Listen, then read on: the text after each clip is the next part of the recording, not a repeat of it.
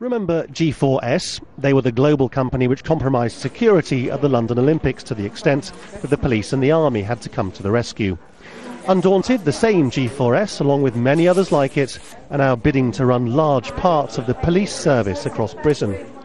Supporters of privatisation have insisted that frontline policing would never be sold off. Yet policing jobs recently advertised on the G4S website are things like this: major crime investigation, witness protection. These are, highly technical, highly sensitive jobs, aren't they? G4S didn't return our calls. We showed some of these adverts to the opposition's justice spokesman. There is a greater belief with this government than any previous government, including Conservative governments in the past, that the private sector is always better. And I think that they not only believe that in areas where they currently operate, they believe in extending that to every area of life. It's what you've seen it happen in the US, where even, say, defence contractors do the job that would have been previously done by the army. I think we're moving towards that in this country, and we're certainly doing that where you're looking at areas as sensitive as policing, prison officers, matters of that kind. This is Birmingham, Britain's second city. The police here have already made hundreds of redundancies as demanded by the government to save money. Yet privatisation may also follow. In recent months, the police here have insisted repeatedly that they're not for sale to the private sector, and yet in their statement to us, they also say that they're committed to exploring how the private sector may be able to help transform our services. It all suggests an element of uncertainty as to exactly what the police think they're privatising and why they're proposing to do it. Certainly in some quarters, there is a suspicion that very senior police officers are being bounced into accepting privatisation because of government ideology. What worries police officers in particular is when private companies take on jobs which deal directly with the public. They fear that some posts currently being advertised, things like witness protection, can only be done by trained professionals. There's jobs that should absolutely be carried out by police officers, by warranted officers who have the skills and training in order to achieve best evidence in that investigatory process, and to give that role to somebody who is untrained jeopardises the safety of the public. Police officers tend by nature to be conservative, yet privatisation has driven a wedge between them and the government, the self-titled party of law and order. The problem is that nobody really knows where privatisation of security starts and finishes. Its implementation so far has been haphazard. Selling off the police has made officers and the public feel more than a little nervous about the future. Lawrence Lee, Al Jazeera, Birmingham. Okay, is it just me or is that a little weird? What could go wrong selling off your policing services to G4S? I mean, yeah, a major corporation, they've got your best interests at heart. Really? They should run... Oh my gosh! Okay, so you want to run this? This is a response to this idea. Okay. We're in dispute with Nottinghamshire Police over their restructuring process. We accept that they've got to make savings and job losses and indeed redundancies, but it's the procedure they're using which we feel is flawed. The process isn't fair, and we also think they're wasting money, and we've asked them repeatedly to renegotiate their procedure and also to go to ACAS with us, but they've failed to do that so far. It's to do with the selection, the matching and selection of staff, which we believe is far too subjective and open to challenge, and we don't feel it's refined enough and it isn't enough evidence-based. Also, they're actually identifying people, offering them jobs in the early part of the consultation period, which is far too soon, and therefore other staff are not going to have the same opportunity, and therefore they may have claims for unfair dismissal ultimately. The savings and the redundancies are forced on Nottinghamshire Police, as indeed they are in other forces.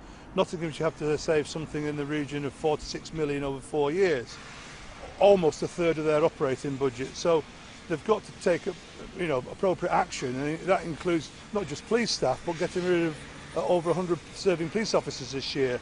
So it's a dilemma for them. But it is the method they're doing, and we don't feel their procedure is fit for purpose, and that's why we want to renegotiate it.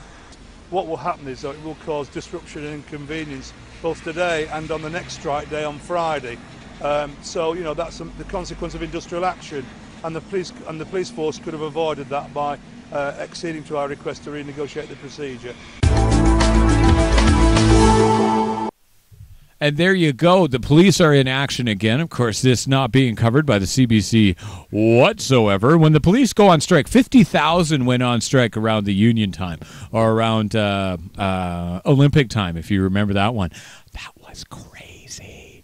And they're not doing anything about it on major news. Of course, major protests happening. Buenos Aires surrounding its parliament. That one in the news. Chile still in action. Greece still in action. Right now they're having drop kick a cop day in Greece. And aren't they setting them on fire too? I'm just looking going, oh my goodness, do your research, find out what's going on, because remember, we're not far away from it ourselves. We got to take a quick 2-minute break, finish off the show here. We need a quick smile. I know. Waterboarding is torture. No, it's not. Yeah, this is fun for the whole family.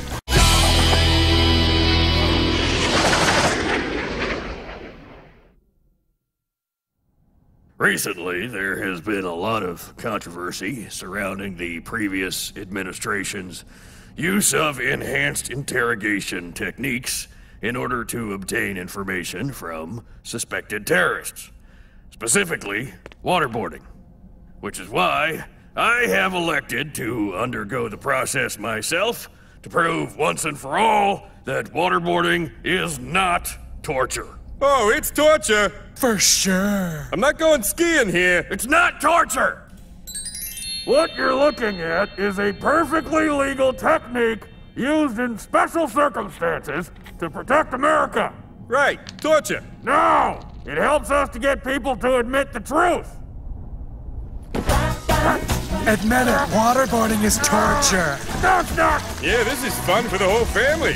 Okay, it's torture! Well, we got a confession. That was easy. Hey, I only said it was torture so you would stop waterboarding me.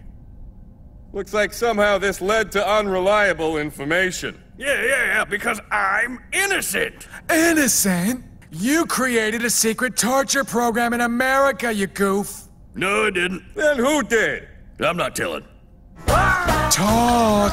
Who authorized torture? Come on, spill the beans. Okay, I did it. It was all me. I approved it all. Oh. All right, he admitted it. He's a terrorist. Nope. I only said that because I was drowning. You gotta stop lying to us, Mr. Vice President. Okay. I'll tell you whatever you want. Just stop torturing me. And he admits that it's torture. See? Waterboarding works. Exactly. For you see, when it comes to defending America, not everything can be black and white. Sometimes there are only shades of gray. All right. But just don't forget about the red, white, and blue.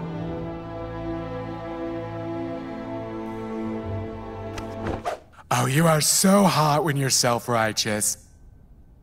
I'm carrying a torch for you. Oh, of course. Welcome back. Radio Free Canada, taking a happy stab at being happy each and every day. We do have some great subjects coming up here and some great interviews. Next week, we're going to be interviewing Kevin Proto from Local Supporting Locals, and then we're going to have some personal coaching and training going on.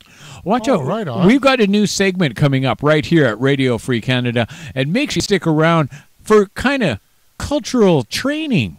And believe it or not, we've got some big stuff coming up here. Monica Salmark is coming in. Oh, right on. And this is going to be really cool. Coming up Tuesday, because we've got a long weekend right here in Canada. We seem to take them all the time. Well, we got to celebrate our veterans' sacrifice. Yes, and that is vitally important. Okay, we've got time enough to talk about a success story right here in the activism world where they changed a whole country. Activism working in China? Activism working in China. These are the kind of scenes China's new leaders won't want to see. Public anger at big business, less than 3 weeks before a handover of power in Beijing. Now, after a week of protests in the eastern city of Ningbo, a planned expansion of a petrochemical plant has been cancelled. People here were worried about its use of a potentially cancer-causing chemical. They're going to build a PX petrochemistry plant. This is very harmful to people's health. 90% of the people around here will be suffering from cancer. Children will be born with disabilities.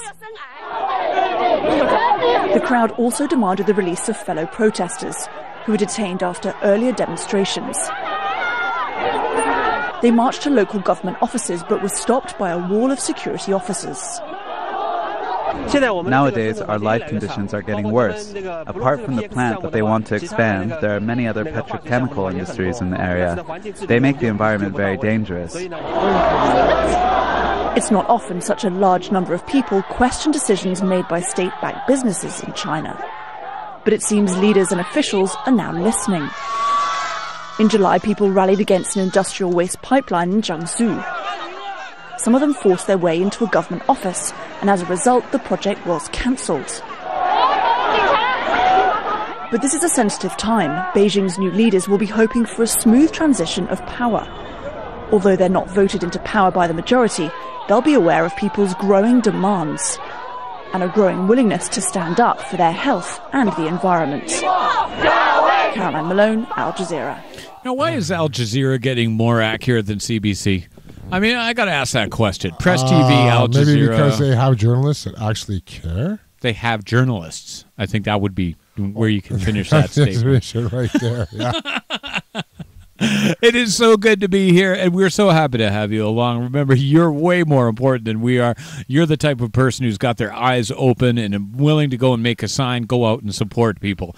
And it really has been our privilege to bring you the last couple of hours. We're urging you, though, get informed, get out there, question the official word, question authority. That's our job. We need to question authority because authority doesn't know everything. No, and in fact, authority is your equal, and that's one of the things that City Hall hates when I point out. Just because you got a uniform doesn't mean you deserve my respect. Yes. Okay, and that's the way that it works around here. Coming up Tuesday, next show, what do we got? We're going to be talking about Harper's double standards when it comes to nuclear issues. Mm-hmm. We're going to be talking about how the Veterans Association is suing the Harper government again. Oh, yeah. And Vic Taves' insensitivity to a prisoner dying in custody who was actually a victim of the Ashley Smith case. Yeah, I know. Vic Taves, of course, getting his 17-year-old babysitter pregnant at one point, representing the conservatives really well and what they're really all about. And his insensitivity is amazing. This guy, I mean, where they get these fascists from, I have no idea. Okay, but don't you know they're Christian conservatives? Doesn't that mean fascist?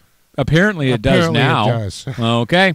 Remember, we've got it. 25,000 people in Kelowna, apparently monotheists, ensuring their churches lock up tight after 1 hour every Sunday so that the homeless can die without hope. We've got that updated more coming up right here. And you know what? I do pick fun, but I really am concerned. It's ridiculous. The snow is falling, and they're doing nothing for 1,500 of our brothers and sisters out there because they just don't care. And we do. And it just came out that the Kelowna Food Bank is at an all-time demand. Yeah. So the Kelowna Food Bank needs your help. We need your help getting the word out there, but we do need you to keep a positive attitude while we wage this war against the fascism and corporate insanity that is our hometown, where we live. Yeah. And no matter where you are in Canada, no matter where you are in the States, that's exactly what you're facing. But to finish off, we got to smile. We have one more smile. Okay. It's been a great couple hours, though.